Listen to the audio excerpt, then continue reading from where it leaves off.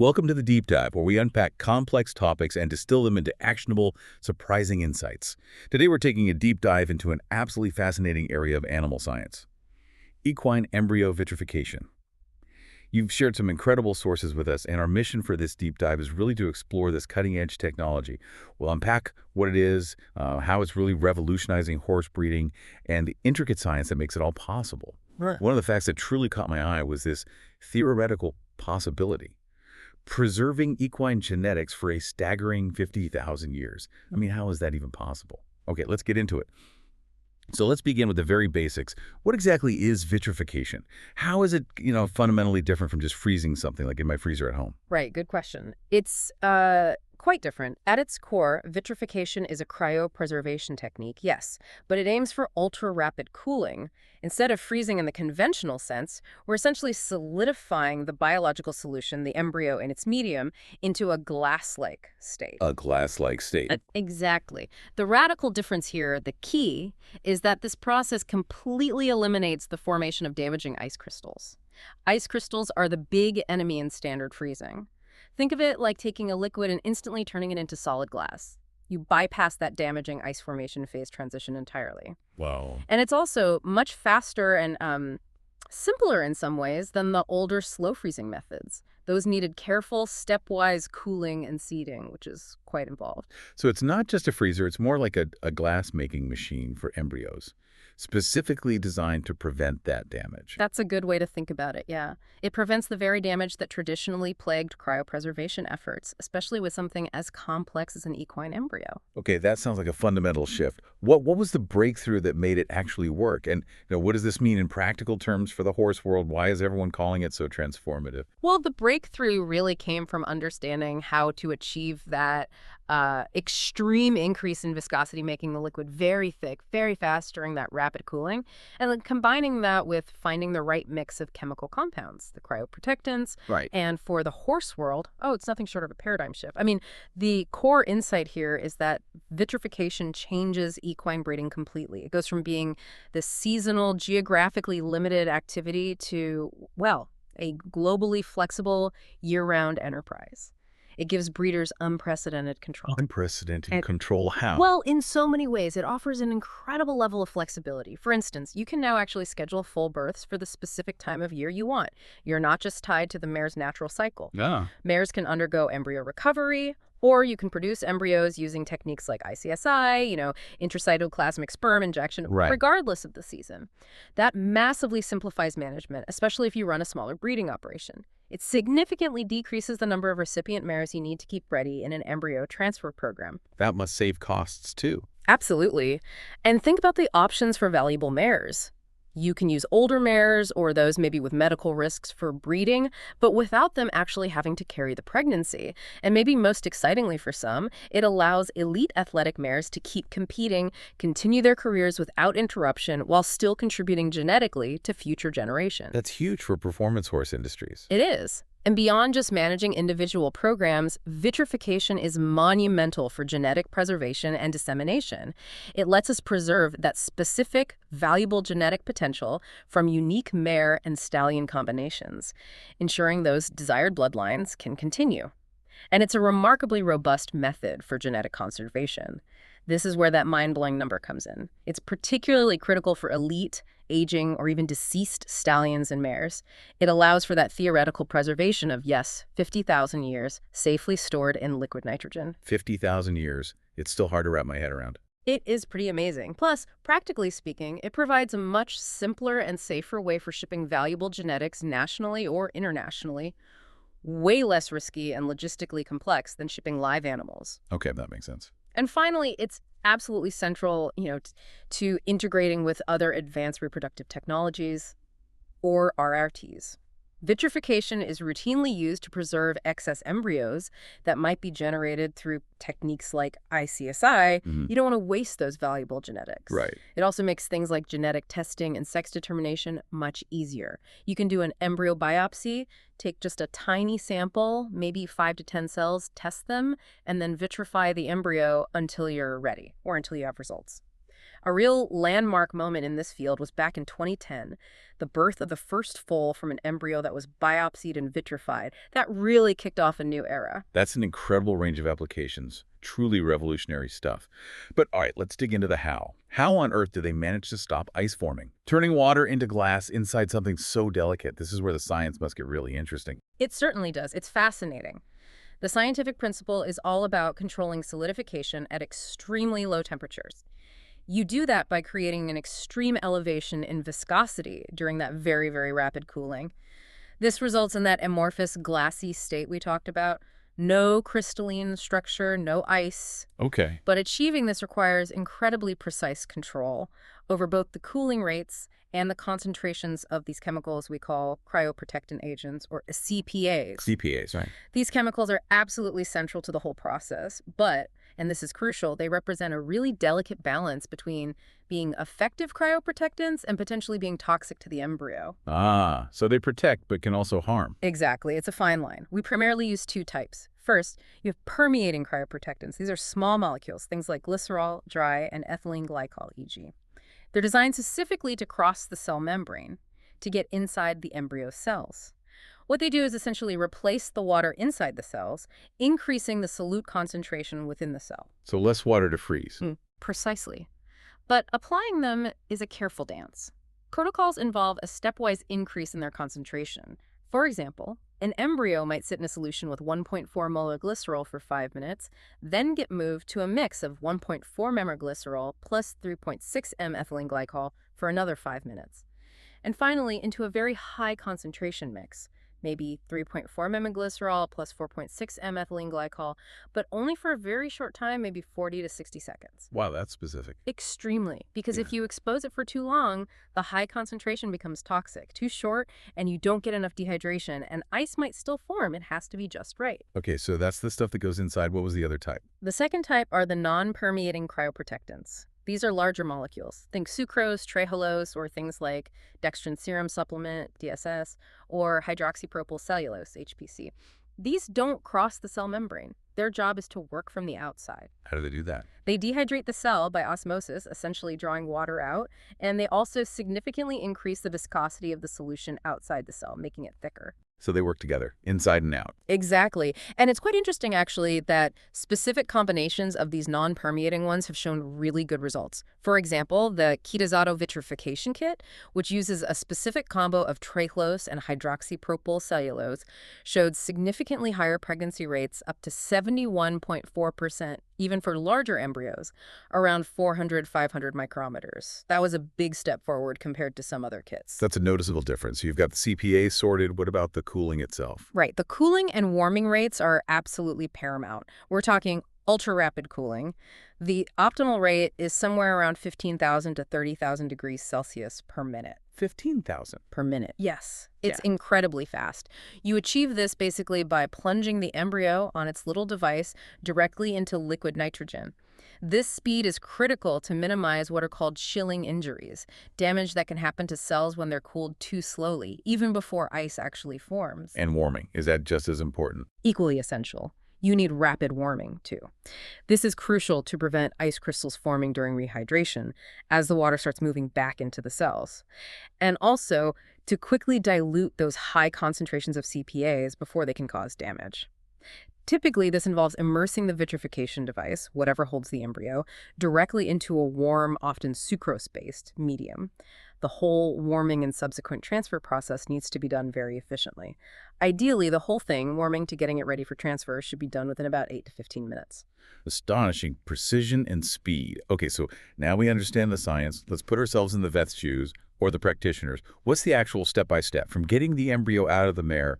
What's its journey to being vitrified? Okay, sure. So it starts with managing the mare for a standard embryo collection, usually flushing the uterus. But as we've hinted, for vitrification to work best, the timing and the size of the embryo are really crucial. Ideally, you want small embryos, something 300 micrometers or less in For diameter. sure. Very tiny. These are typically collected by flushing the uterus on day 6.5 after ovulation. At this stage, they're usually orila, or an early blastocyst. Collecting them this early is key because, historically, larger embryos just haven't survived vitrification well. They tend to have very low pregnancy rates afterwards. Okay, so collect early, collect small. Yeah. But what if you get a larger one? Does that just not work? Well, that brings us to what we often call the size problem. It's a major hurdle. These expanded blastocysts, usually recovered on day 7 or 8, often over 300 micrometers, have historically done very poorly with standard vitrification.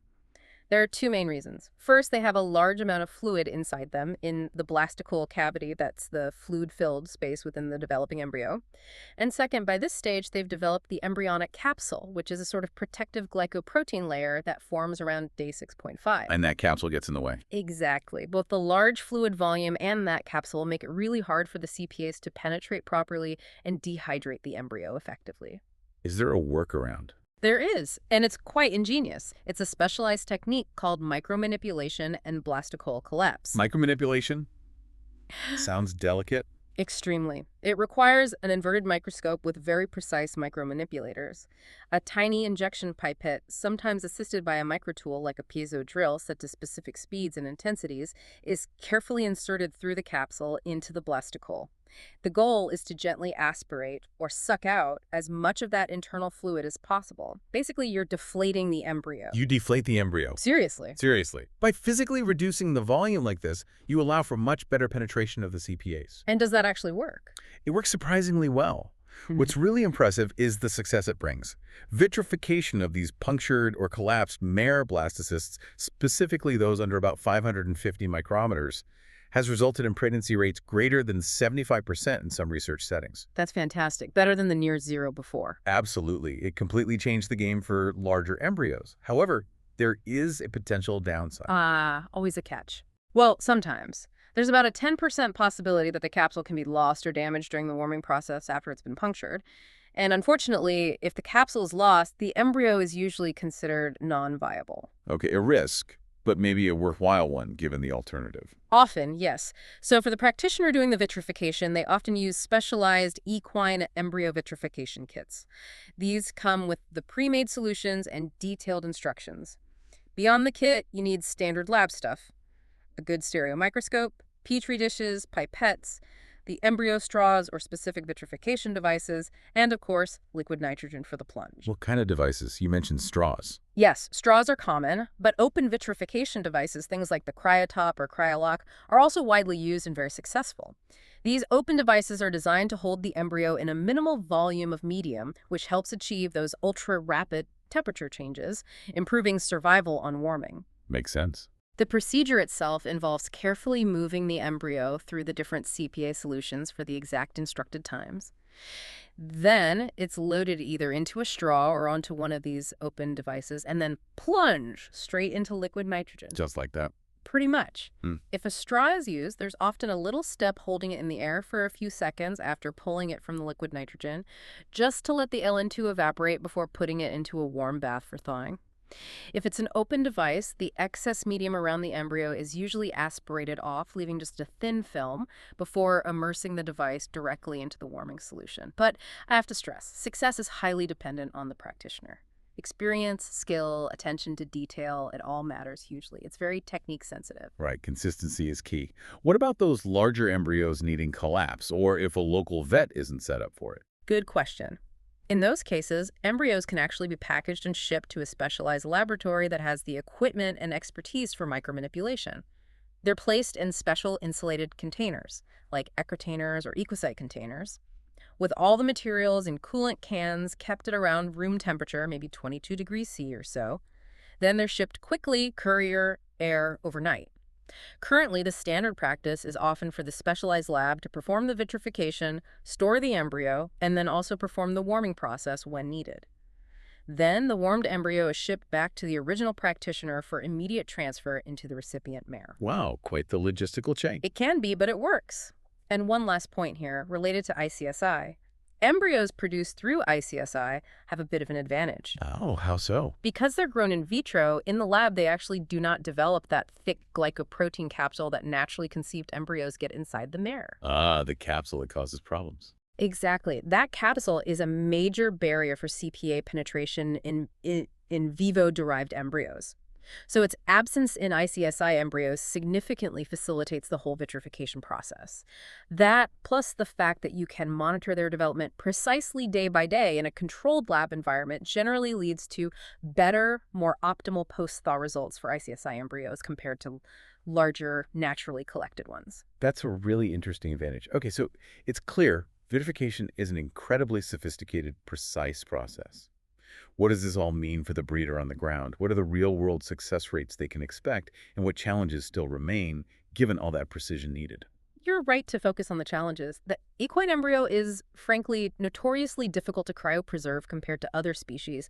Its large size, the sheer amount of water inside, that fluid-filled blastocoel cavity, it all makes effective dehydration really tricky. And then, as we discussed, that embryonic capsule that forms around day 6.5 is a significant barrier to getting those CPAs in, especially for naturally collected embryos. And the CPAs themselves are tricky too, right? The toxicity. Yes, exactly. While those high CPA concentrations are essential for vitrification to work, they can be toxic if the exposure times aren't controlled down to the second.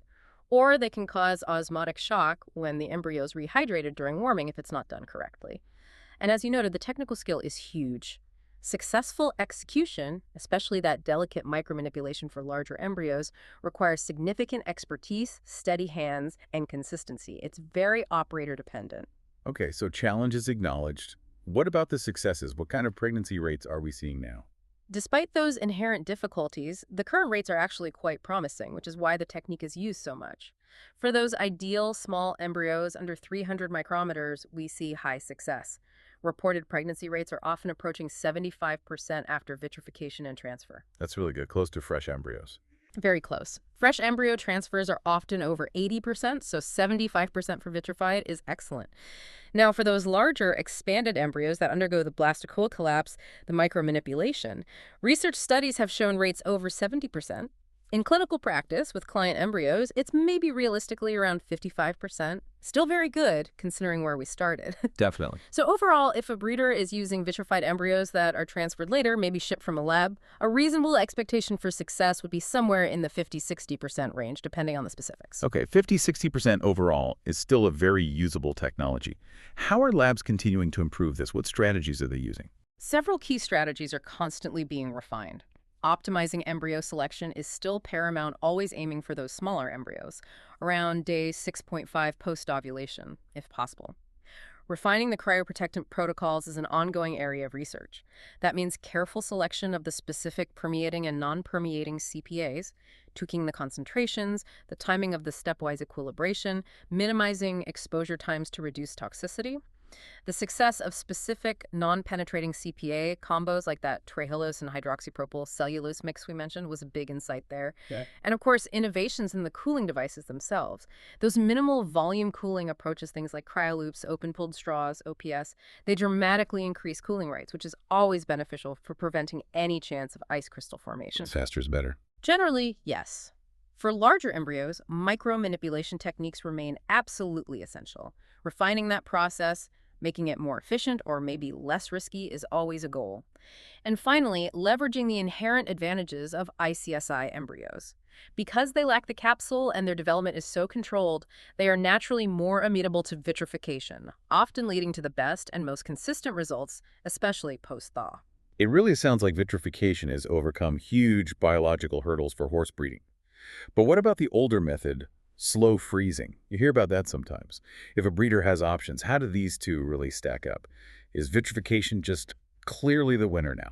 Yeah, for equine embryos, I think it's fair to say vitrification is largely considered the superior method today. Let's just quickly compare them. Slow freezing, the older way, involves a very gradual controlled temperature decrease, maybe 0.3 to 1 degrees Celsius per minute. It's quite time-consuming, usually takes 1.5 to 2 hours for the whole process. Much slower than the few minutes you mentioned for vitrification. Much slower. And it requires expensive, specialized equipment like a programmable, rate-controlled freezer, not something every practice has. While it uses lower concentrations of CPAs, the exposure time is much, much longer, often hours. But the key and the most significant disadvantage is that slow freezing still involves ice crystal formation, both inside and outside the cells. And that causes significant cellular damage, especially in large, complex cells like equine embryos. So even the good freezing methods still had ice. Exactly. And the proof is in the pudding, really. For larger equine embryos, say between 180 and 300 micrometers, slow freezing historically yielded very, very low pregnancy rates, often reported between 0 and maybe 14.3%. It's just not viable clinically. Ouch. Okay, so compared to that. Compared to that, vitrification boasts several huge advantages. The most crucial one, as we've stressed, is the complete elimination of ice crystal formation. That's massive for preserving cell structure and viability. No ice damage. None. It's also incredibly fast and relatively simple in terms of procedure time. The active part takes only a few minutes, and then it's plunged directly into liquid nitrogen. This speed and simplicity mean it generally doesn't require that expensive, specialized freezing equipment. It can even potentially be performed in the field, making it more cost-effective and accessible for more practitioners. That's a big plus. Definitely. And while larger embryos are still challenging, vitrification, especially when combined with that blastocoel collapse technique, has shown remarkably promising results, as we discussed, like over 75% pregnancy rates for punctured blastocysts under 550 milliliters in research. That significantly outperforms anything slow freezing could achieve for those cases. And overall, it consistently leads to higher survival rates after warming. So, weighing it all up. Weighing it all up, if we connect this to the bigger picture for equine embryos specifically, vitrification speed, its relative simplicity, the lack of ice, and its superior results for both small and skillfully manipulated larger embryos, it really makes it the preferred and far more successful method across the board today, even considering the need for high CPA concentrations and that precision timing. Okay, that seems pretty clear then. This field is obviously moving fast. What's next on the horizon? What are the latest breakthroughs we should be watching for? And who are the key players, the institutions, and experts really pushing these boundaries? Oh, there's a tremendous amount of ongoing innovation. It's a really active field. A major area continues to be the development of novel vitrification devices and protocols, particularly focusing on those thin film and minimal volume cooling, or MVC, approaches. The idea is always to decrease the solution volume around the embryo and increase the surface area exposed to the liquid nitrogen. This dramatically increases cooling rates even further. We're talking achieving rates as high as 20,000 degrees Celsius per minute with devices like the Cryoloop, thin-pulled straws, and the open-pulled straws OPS systems. Even faster. Even faster. Every bit helps ensure you get through those critical temperature zones without any chance of ice nuclei forming. Another huge area is advancements in vitro embryo production, IVEP, encompassing both ICSI and now, increasingly, IVF in vitro fertilization. Wait, IVF in horses? I thought that was difficult. It has been notoriously difficult compared to other species, yes, but progress is being made. While ICSI has been pretty routine for a while, new IVF protocols are definitely emerging. For instance, just recently, in 2025, a new protocol for IVF using frozen thawed sperm was developed, and it achieved embryo yields similar to what they get with ICSI. That's a big step. Using regular frozen sperm, not injected. Exactly. And interestingly, some early observations suggest that these IVF-produced embryos might develop a bit faster and be slightly larger in diameter than their ICSI counterparts at the same time point. This could potentially indicate maybe more efficient early developmental competency. It's early days, but it's exciting. And fundamentally, it's expanding the total number of embryos potentially available for vitrification. More embryos available, better ways to preserve them. Sounds like a powerful combination. Who are the main research groups driving this? Several key institutions and their experts are really leading the charge globally. You absolutely have to mention the Penn Equine Assisted Reproduction Laboratory, or PEARL, at UPenn. It's led by Dr. Katrin Hinrichs, who is a true pioneer in this field. She was behind the first North American ICSI foal back in 2003 and was instrumental in developing successful methods for vitrifying those challenging expanded equine blastocysts using micromanipulation. Her lab's work has really established methods now used clinically worldwide. A major figure then. Absolutely. Then there's the Equine Embryo Laboratory at Texas A&M University. They developed an improved vitrification technique they call EVIT. What's groundbreaking about EVIT is that it allows the vitrified embryos to actually be shipped in liquid nitrogen and then warmed right there, mare side, immediately before transfer. This massively simplifies the logistics compared to shipping warmed embryos. Warming at the destination. Clever. Very practical. And also the UC Davis Veterinary Assisted Reproduction Laboratory, or VetArt. Under Dr. Priadini, they're doing really cutting-edge work using things like non-invasive embryo time-lapse imaging to assess embryo quality. And importantly, as I mentioned, they were the first group to successfully produce equine embryos using frozen thawed sperm via standard IVF. That was a major breakthrough. Wow. It's really inspiring to hear about these dedicated teams. It really is. What's fascinating is just watching how these leading institutions and their experts are constantly chipping away at the challenges, refining protocols, and really expanding the practical applications of this vital technology for the horse industry. Wow. We have certainly taken a deep dive into equine embryo vitrification today. From understanding how it completely eliminates those damaging ice crystals, the incredible science behind that, to seeing the amazing flexibility it offers for breeding schedules, preserving invaluable genetics for potentially millennia, and even helping top performance mares continue their careers. It's absolutely clear this technology isn't just an incremental improvement, it's a true game changer.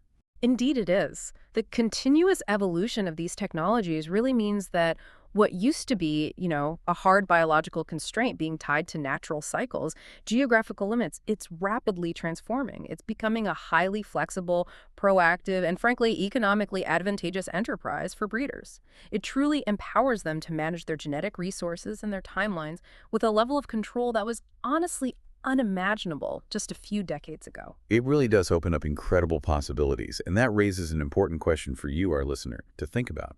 Imagine the potential this unlocks.